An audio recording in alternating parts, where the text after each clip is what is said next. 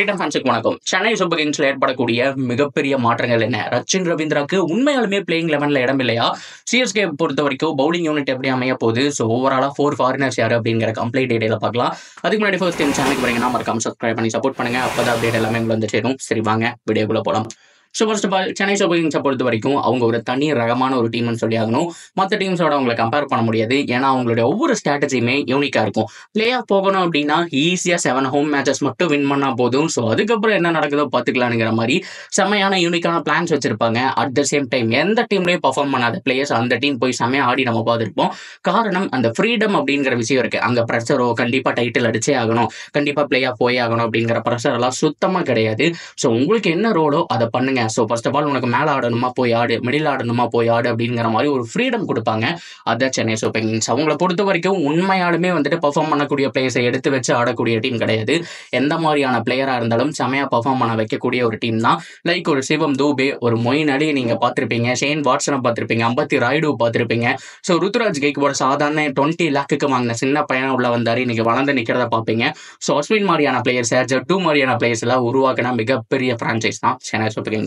So இந்த டீமை பொறுத்த வரைக்கும் இப்போ ஏற்படக்கூடிய மிகப்பெரிய பிரச்சனை என்ன அப்படின்னா பிளேயிங் 11ல ரச்சின் ரவீந்திராக்கு இடம் இருக்குமா இல்லையாங்கிற விஷயம். ஏன்னா Devon Conway and Rachin Ravindra 2 பேர்ல ஒருத்தர் தான் ஆடியாகணும். ஸோ அப்படி பார்க்கும்போது 90% டிவான் கான்வேக்கு தான் போவாங்க. டிவான் கன்சிஸ்டன்ட் கான்வேன்னு ஒரு பேர் இருக்கு.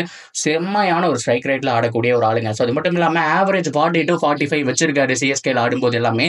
அவர் ஒரு யூனிக்கான ஒரு பிளேயருங்க. ஸோ ஃபேஃப் டு பிளஸிக்கு பெர்ஃபெக்ட் ரிப்ளேஸ்மெண்ட்டாக அவங்க எடுத்தாங்க. ஸோ ரச்சினுக்கு ஏன் இடம் இல்லை அப்படின்னு கேட்டிங்கன்னா அவருடைய இஷ்யூ என்னன்னு கேட்டிங்கன்னா first of all New Zealand series நடக்குது, அதில் கான்வே ரச்சின் இருக்க போகிறாங்க. ஸோ மேபி 1 or 2-3 மேட்சஸ் லேட்டாக வரக்கான சான்ஸ் இருக்குது. அதை தாண்டி ரொம்ப ரொம்ப ரொம்ப முக்கியமாக பார்க்க வேண்டிய விஷயம் பிளேயிங் 11ல பவுலர் வரும்போது அவருக்கு இடம் இருக்காது. லைக் ஒரு கான்வே அப்படி இல்லைன்னா பத்திரானா, இவங்க 2 பேர் மட்டும்தான் அக்யூரேட்டாக கண்டிப்பாக பிளேயிங் 11ல ஆட போகிறாங்கன்னு நம்மளால சொல்ல முடியும். மீதி இருக்கக்கூடிய 2 ஸ்லாட்டில் பிளேயர்ஸ் ரொட்டேட் ஆகிட்டே இருப்பாங்க. ஸோ அதில் நீங்கள் கண்டிப்பாக வந்துட்டு ஒரு 100 அகமது போய் ஆகணும், அப்படி இல்லைன்னா சாம் கரன் போய் ஆகணும். இதுதான் வந்துட்டு ரொம்ப ரொம்ப முக்கியமான ஒரு விஷயம். ஸோ அது போக மீதி இருக்கக்கூடிய அந்த ஒரு பிளேஸில் நம்ம ஃபாரின் பவுலர்ஸ், ஃபாரின் பேட்ஸ்மேன்ஸ் எல்லாம் நிறைய பார்த்து வச்சிருக்கோம். ஸோ அவங்கள யாரோ ஒருத்தர் தான் ஆடி ஆகணுங்கிற பட்சத்தில் ரச்சின் ரவீந்திராக்கு இடம் இருக்காதுங்க. ஸோ கண்டிப்பாக 100% அவர் ஆடுறதுக்கான சான்ஸ் அப்படிங்கிறது கம்மி தான்.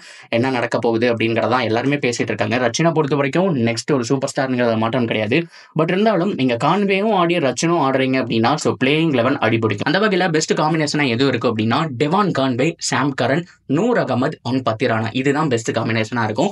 இதை சாக்ரிஃபைஸ் பண்ணவே முடியாது. நூர் அகமது கண்டிப்பாக ஒரு மேட்ச் வின்னர் அப்படிங்கிற மாற்றம் கிடையாது. சாம் கரன் கண்டிப்பாக ஒரு பவுலிங் போடுவார், ரொம்ப முக்கியங்க. இனிஷியல் ஓவர்ஸ் போடுறதுக்கு இந்தியன் பவுலர்ஸ் தான் இருக்காங்க, கலீல் அகமது மாதிரியான பிளேயர்ஸ் எல்லாம் இருக்காங்க. பட் இருந்தாலுமே சப்போர்ட்டுக்கு சாம் கரன் வேணும். ஸோ இது போக டெத் ஓவர்ஸ் பொறுத்த வரைக்கும் கண்டிப்பாக இந்த இடத்துல பத்திரானா சிங்கிளாக போட வேண்டிய ஒரு சுச்சுவேஷன்ஸ் இருக்கு.